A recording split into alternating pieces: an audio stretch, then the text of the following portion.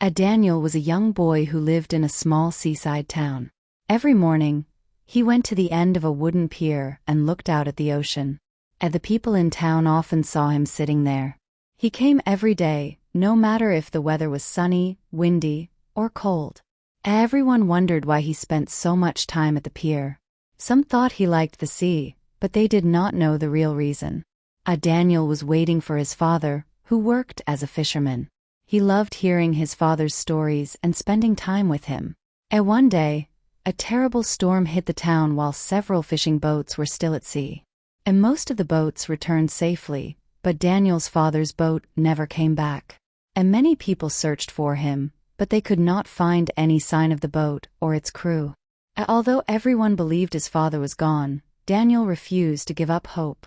Day after day, he sat on the pier, believing that his father would return one day. Months passed, then years, but Daniel continued waiting with the same hope in his heart.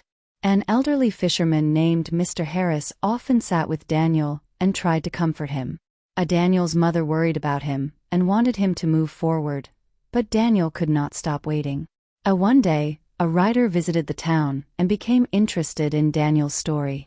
After speaking with him, she wrote an article called "The Boy Who Waited Every Day."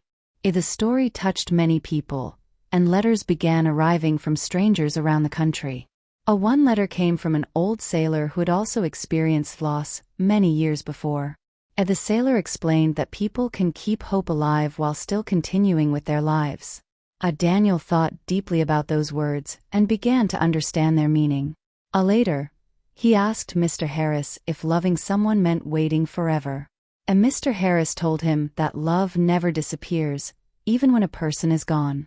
Daniel realized he did not need to sit on the pier every day to remember his father. For the first time in years, he left the pier with a smile on his face. He started helping his mother, spending time with friends, and enjoying life again.